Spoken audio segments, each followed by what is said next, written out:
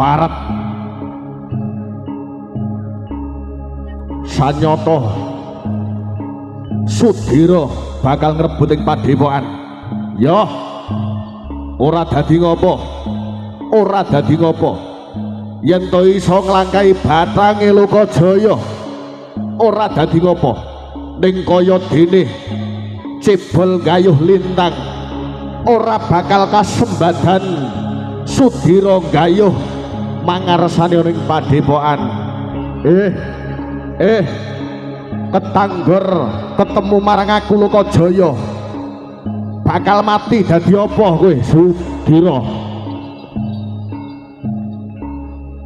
Adikku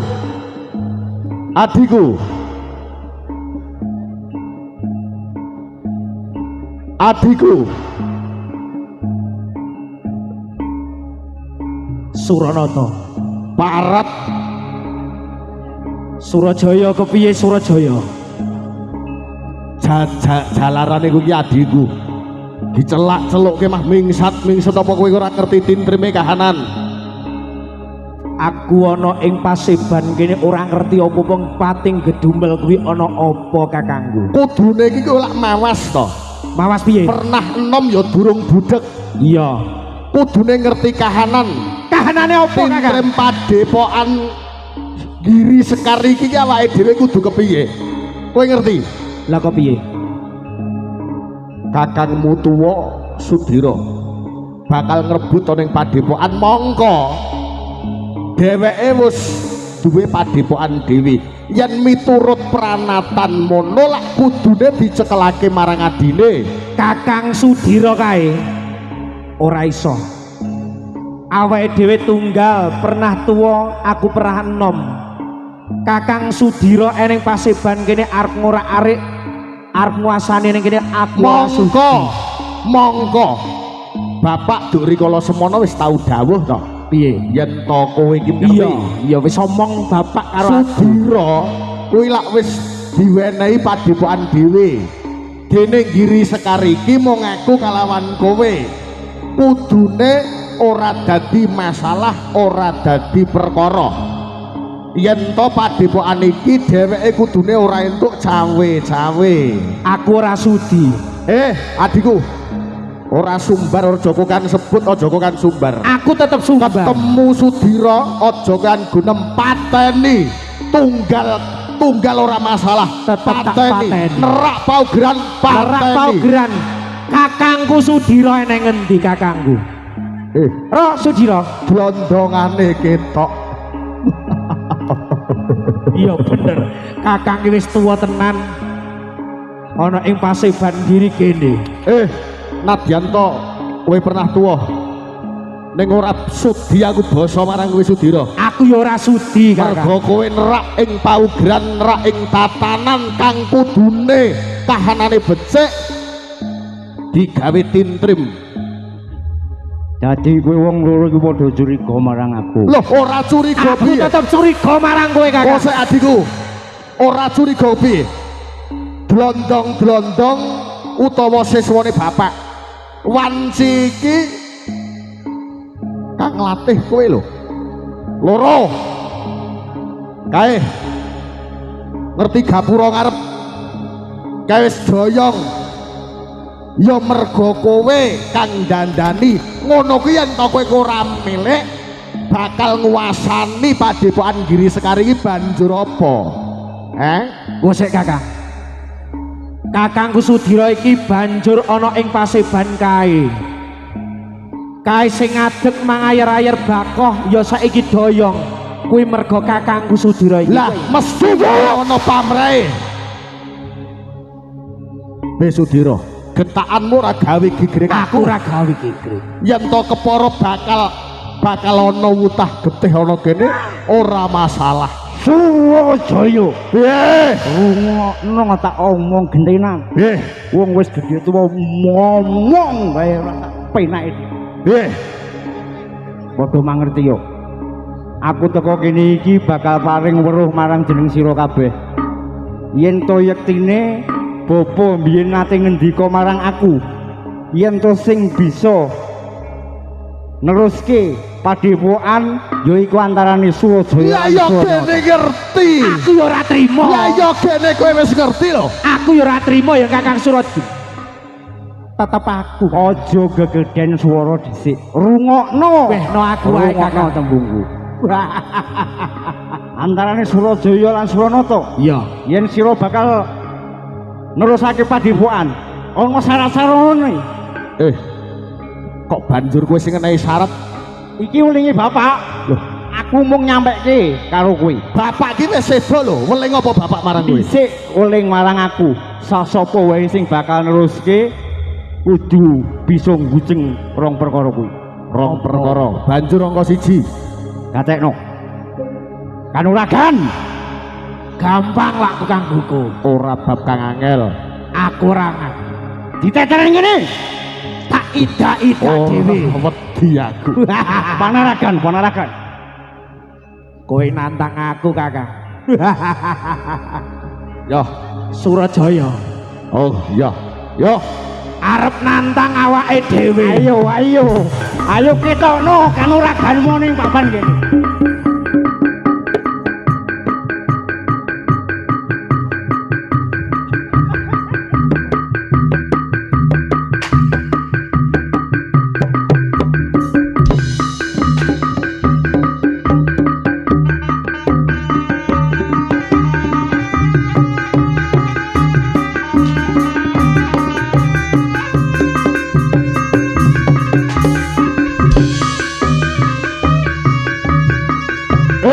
Suranata. Banjur apa, Kakang? Suranata. Tak ida-ida dase. Suranata. Ora trimo aku yen kaya ngene. Padha dene aku dibu marang kowe. Calna gamanmu tanding nglawan aku. Dake sing arep maju kakangku tuwa. Calna gamanmu tanding nglawan aku.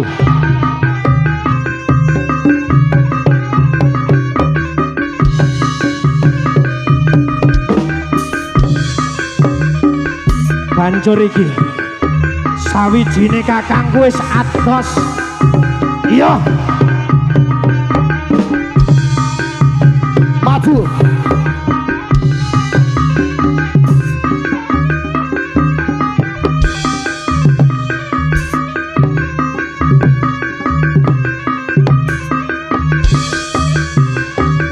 Cukup.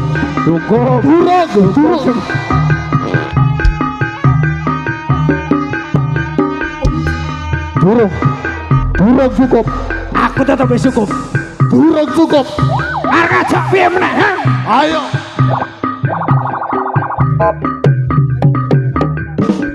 Ayo Surajaya. Teter katigayane. Dadekke ora bakal wedi.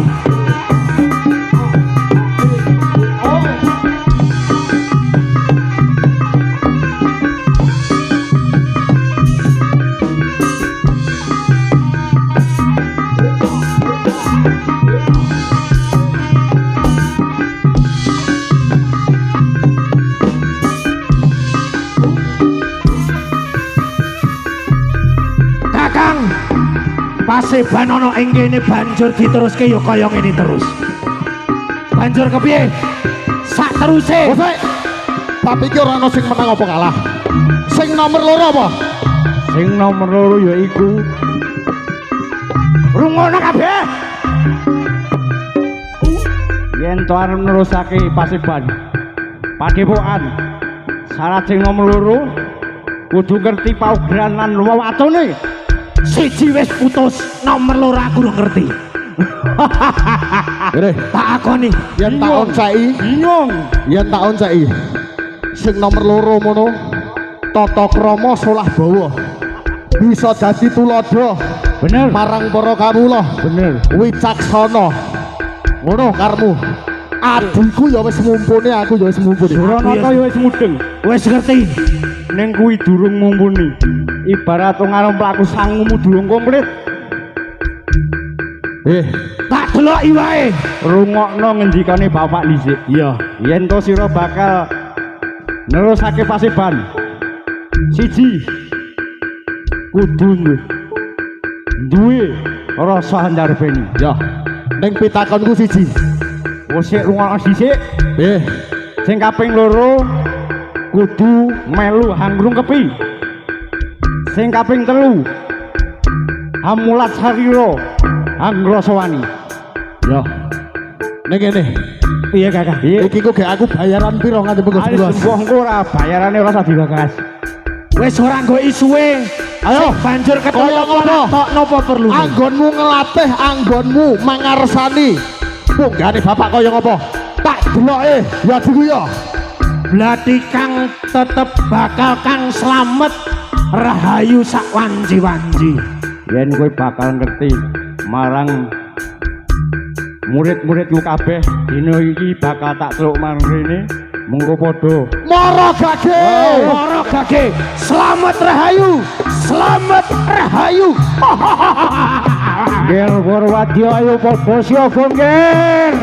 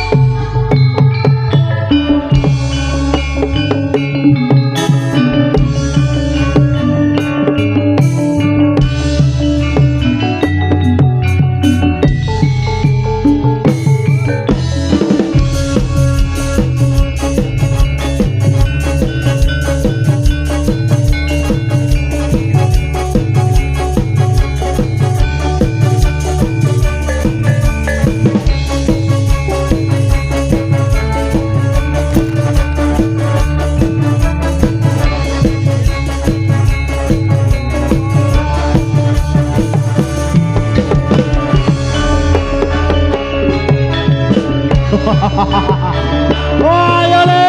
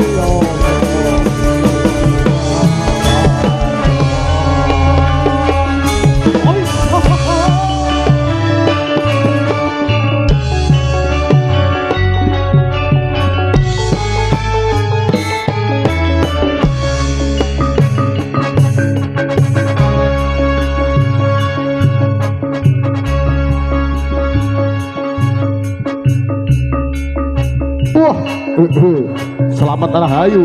Oh. Wah. Wis.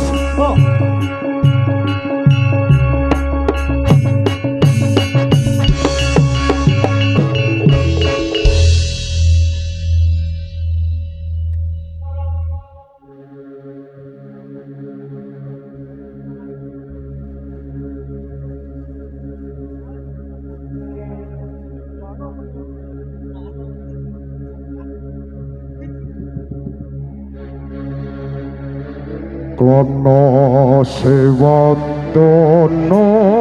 raja muda kono rasa siya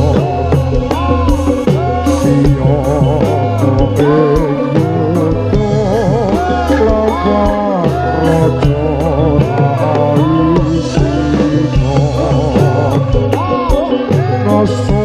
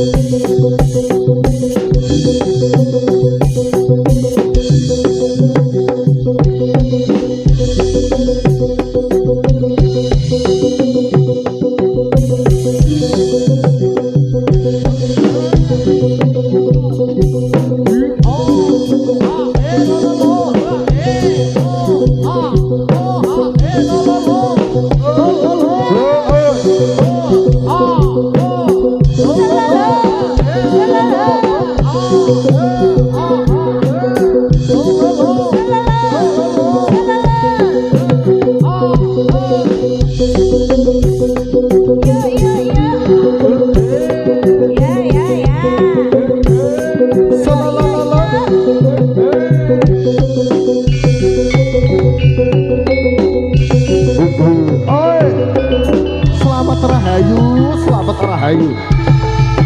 Hai.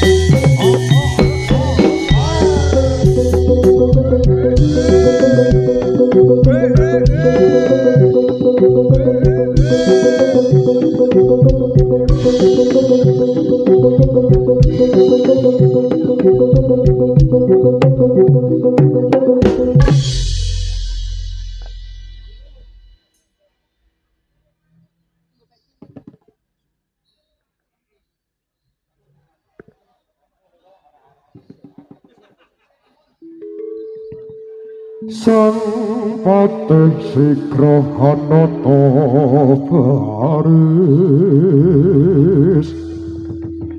Jawiciku mala Damyak-damyak kumrekut lampahe Dinaro watang akadik Kumbalarane toki sorae kumuro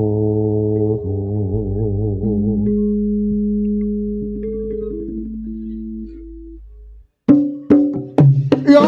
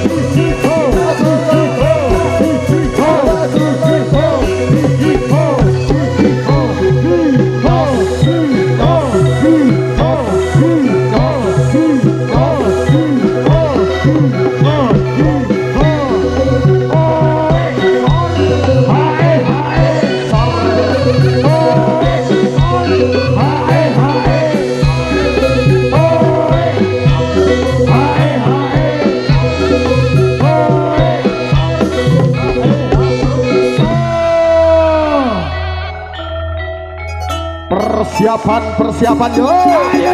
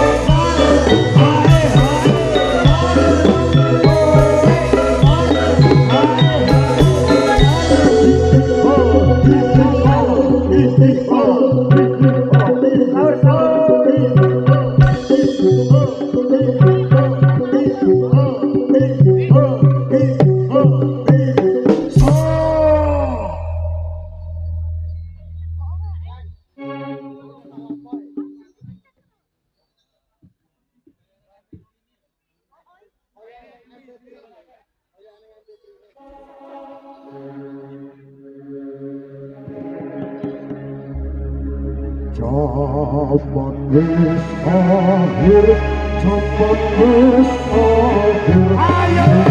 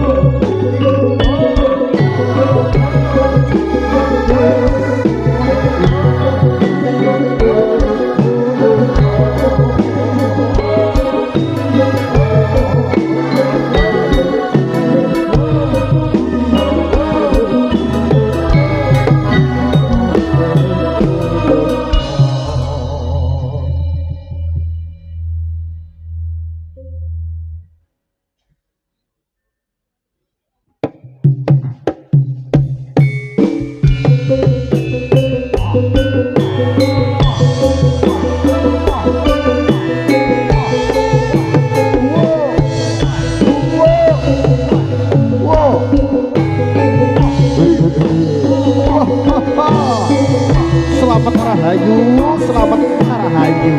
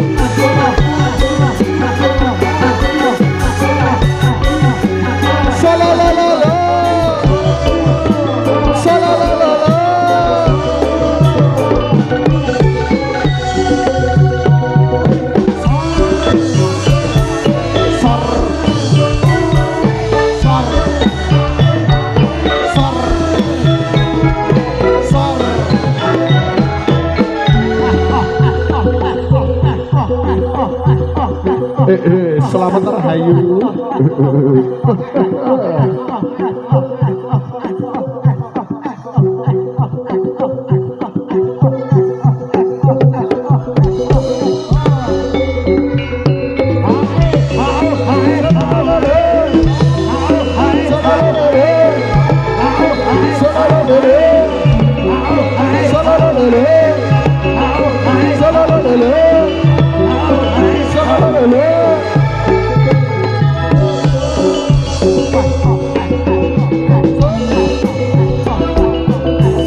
Selamat Rahayu, iya.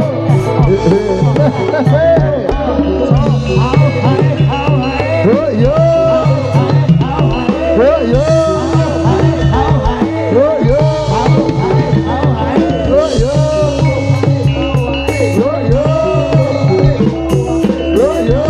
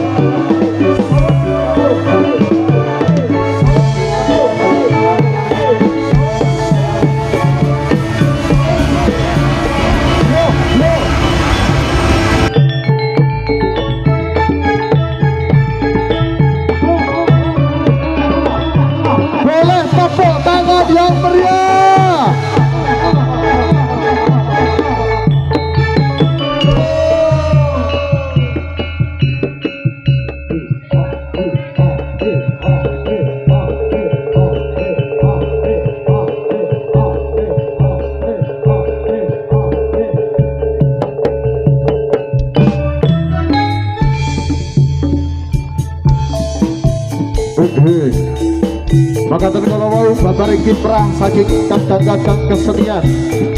Selamat arah hayu ingkang sampun katur kapiarsa kunjuk wonten ngarsanipun sedaya para penonton yang malam hari ini memadati dan memenuhi Seboto luar biasa. Silahkan jaga keamanan dan kondusivitas pementasan hingga akhir acara. Siapa yang membuat keributan di situ nanti akan menanggung akibatnya. Oke, tentunya inilah tadi persembahan satu tarian. Ada tarian dari Selamat Rahayu menghibur dulur-dulurku semuanya di acara malam hari ini. Oke, dan juga kita kasih dua tarian menghibur rekan-rekan. Ada Agun Saful. Nanti setelah tarian ini berakhir bersama dulur-dulur dari Selamat Rahayu. Kita ke lagu dangdut dulu, Mas. Yo, tahan dulu. Where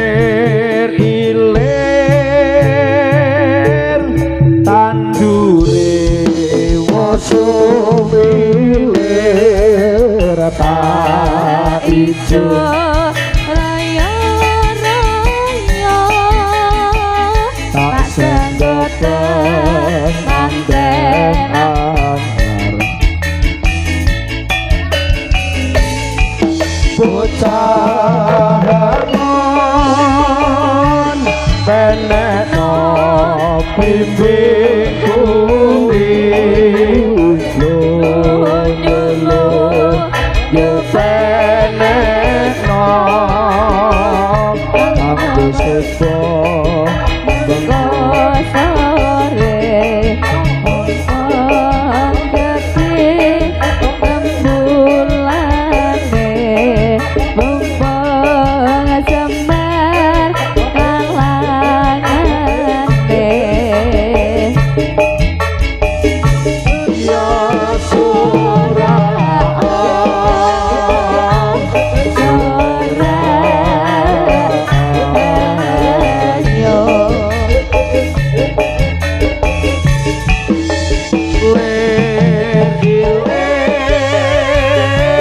tanggure sumilir tak ijo royo-royo tak senggoten manten